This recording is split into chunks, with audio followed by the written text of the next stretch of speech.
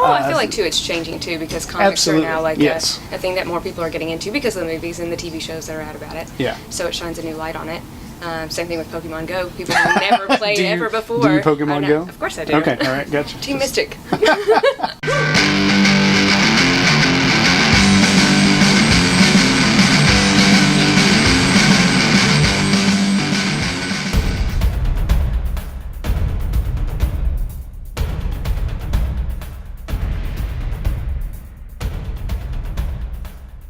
For a town its size, Lexington has a lot of comic book stores. Among my favorites is Collectibles Etc. It's clean, well lit, has a great selection, and a friendly staff. That's where I chose to meet with cosplayer Zsu Zsu Starr. We're at Collectibles Etc., a local comic book store, and we're with Zsu Zsu Starr, who is a cosplayer and burlesque dancer, a nationally known cosplayer, I might add. Yes. So, well, that sounds weird. Well done on that. Zsu Zsu, how does one become a cosplayer? First of all, how long have you been a cosplayer, and how does one become a cosplayer? I didn't go to my first con until probably like 4 years ago, and it was Dragon Con, which is a huge con. By far, big cosplay one of my con. favorites. Yes. Yeah. Decided to go last minute with some of my friends that were going down, and just decided, I was like, well, I need a costume. Everybody's going to be there in one. And did my first one, and then from then on, I was like, I have to make one for every day of every con. What was your first costume? It was a bobblehead nurse from Silent Hill. This was my first, and it's upside down, my first item I made for my cosplay. This was from the bobblehead nurse from Silent Hill. And I made this at probably midnight, the night before we left for Dragon Con. And it is just toilet paper and latex and paint. It's pretty good for your first time out of the box. I was very, very excited about it, actually. And so what's the rest of the costume? For those of us, obviously I know. No worries. It is just like a nurse costume. That one was a store-bought one, but of course after I made this I was like, I have to make all the things for all of my costumes. Because I did sew at the time, I just didn't have time to get anything together, go get fabric or anything. So it's basically like a sexy nurse costume with a beautiful face like this. Where do you buy Bacon a sexy nurse costume in Lexington? Halloween Express. Okay. I'm they have sexy everything there. I'm asking for a friend. Your cosplay has been around for a long time, but it's only just recently come into kind of mainstream awareness. And I think part of that has to do with the same reason that the Marvel and DC movies are really popular, because if you grew up reading these stories and these comics, you've seen these characters represented two-dimensionally forever, and then all of a sudden somebody brings them into the three-dimensional world. And so I think that's great about the movies, and I think it's great about cosplay. How much does that inspire and influence you to do these things? Yeah, well, it's always fun too, because different outlets of media will create different types of movies. So, you've got the people who will be really upset if it's not exactly what it's supposed to be, which is fine. Have you gotten yelled at for that? Have you gotten... Oh, yes. Oh, really? Okay, great. Like for costumes not being like accurate?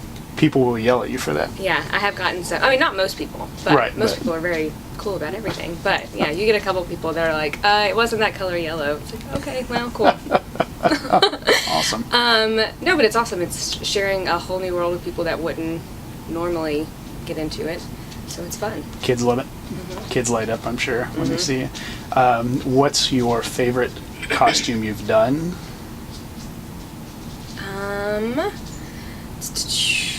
Well, one of my favorites was my Jim Balent Batwoman, or Catwoman, I can't talk. Which was Jim Balent, Catwoman in the 90s, kind of had an unusual, I'm sorry, go ahead. No, I was going to nerd out on camera, but just go ahead. Unusual for a villain to have a comic back then, and so he did this Catwoman book that was pretty, maybe not critically acclaimed, but the fans loved it. Yeah. So you recreated that character? I did. Okay. What's involved in making a costume like this? Well, for me, I made the cat suit, and then I actually airbrushed it to make it look more... the musculature and the shadows? Because I don't have abs. And then making gloves. This was one of my first big ones I did. And actually my friend out in California, Reeves Effects, made my head mask, or my cowl, because I'm not sure how to make those yet. Still learning. Is that on the list? Yes. Are you going to learn how to do that? Yes. And what's it made out of? This is silicone or latex. I can't remember which one. Probably silicone. I think that's what he usually uses. Correct me if I'm wrong. Did Jim Balint see this costume? He did. And what was his reaction? I got the chance to fangirl big time because he sent me a message and told me how awesome he thought it was and that he wanted pictures of it and he wanted to put it in his comic now of Tarot. Which was really fun. Did you appear in the back pages of Tarot then? Not yet. Not yet, but you will. Okay, gotcha. Who have you not done yet that you would love to do? Oh God, there's a huge list. One that I am working on, I thought about bringing some pieces for it, but I ended up not because they're kind of big, but working on the original Pacific Rim, since it's still come out several years ago. I'm doing the flight suit, the Russian flight suit. Okay, I haven't seen Pacific Rim, but I'm assuming that's a pretty complicated costume. It will be my hardest one that I've made because it's going to be like an armored suit, which I've not done really much armored stuff. And so you make all that stuff yourself. Mm-hmm. How do you do that? How would you make armor? The same way. I brought those wings too. Yeah, show us the wings, yeah. I was going to... that's exactly how you kind of build armor. You use the EVA foam or Warbler, depending on what you're doing, or if you have the money for Warbler, because it can get pretty expensive. So you're just self-taught? Did somebody set you down and was like, here's how you do it? Oh, YouTube? Okay, great. YouTube is a fantastic place. Okay. So growing up reading comics like I did, I always loved superheroes, but I also felt a little bit self-aware that ultimately, at the end of the day, when you're reading comic books, what you're looking at, despite the colors, despite the added stuff, is drawings of naked people fighting each other, beating the crap out of each other. And so I assume reading that developmentally, something psychosexual has to take place. I say all that to say, how many weirdos do you get coming up to you normally, and they just kind of wear that weirdness on their sleeve and say, you represent something to me that you maybe didn't mean to do. Does that happen a lot? Do people say weird crap to you when you're in costume? Yeah, I'd say probably any cosplayer gets that. Yeah, that's pretty normal. I would assume so. Like I said, the majority of the people that you come in contact with are really awesome. Cool and respectful.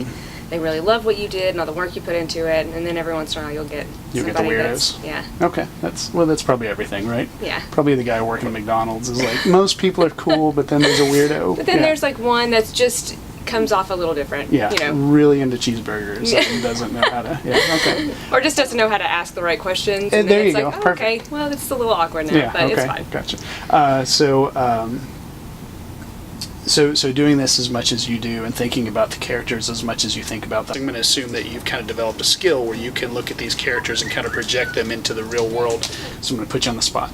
If I decide tomorrow I'm going to cosplay, who do I cosplay as? For you? Yeah, for me. Like who do I fit? Yeah, see? Like this is not just an easy interview. This is real stuff here. Let's see. For you? Yeah. Can't hurt my feelings. I mean, if you say like Blob from the X-Men. No. I was gonna go with more like Arrow. Okay, yeah, from the TV show. Yeah. I've not seen that. Is it good? I've actually not either. Okay. Well, then I question your choice. Actually, that's a lie. I started watching the first season and got almost done with it. Okay. But I didn't finish the first season. I got a little bored with it. You know, I've not been a fan of the comic book stuff that's made at TV, so that's kind of a perfect transition to the next question. I'm assuming you've seen all the superhero movies that have come out this summer, so let's go through and let's see what you thought about each one of them. And we'll start with Captain America Civil War. Oh, I loved it. Great. It's my favorite, I think, franchise that's come out. I agree. Well He's done. done such a good job. Okay, this next one, this is going to be the Telltale. Oh, God. Batman versus Superman.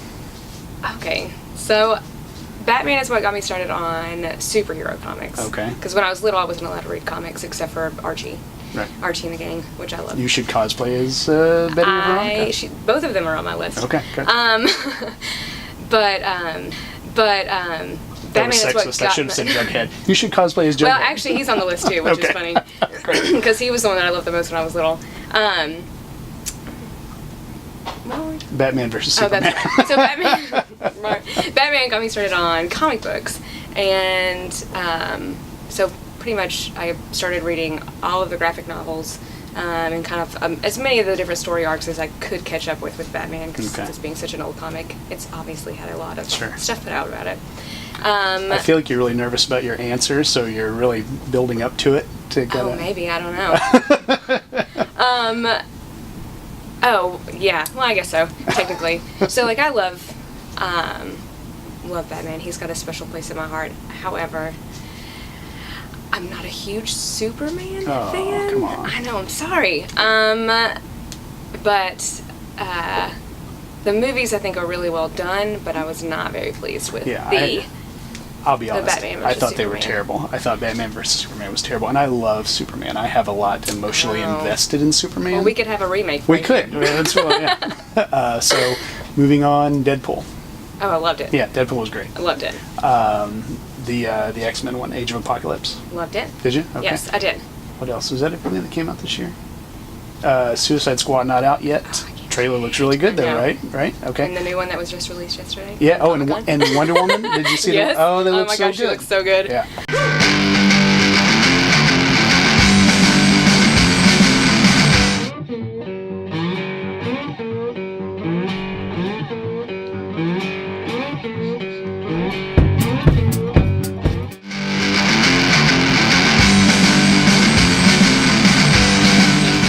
So we mentioned earlier that it's cosplay and burlesque. Which came Yes. which came first, burlesque or cosplay? Burlesque did. Burlesque did. I started with what was at that point Rebel Rouser Review, which is now turned into, or evolved, I guess, into the Kentucky Burlesque Academy. But yeah, I got started doing that, and I didn't even want to do burlesque. They needed help being like a stagehand and all of that, which I thought was really fun.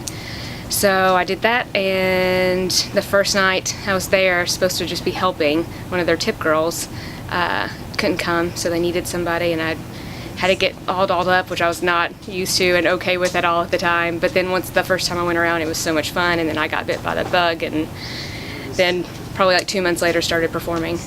So how do the two things inform each other, burlesque and cosplay? Both, for the most part, are very accepting communities. I kind of found burlesque when I was at a bad time, and it helped me so much because there are so many positive and powerful women there that are just so talented. That helped me kind of through like a little struggle I was going through, and it opened so many doors for me, and I just fell in love with it. And the same thing happened with cosplay. I got in with a group of people who just were amazing and like accepting. I hadn't cosplayed before, but they were like, come, you can make things with us, you know, all that. So I have a tight-knit group of cosplayer friends, which is another reason why I get so excited about Dragon Con, because that's where we all meet up, because we live all over the place. But no, both were just very accepting communities, and it's something that I needed at that point, and now it's just grown into something else completely.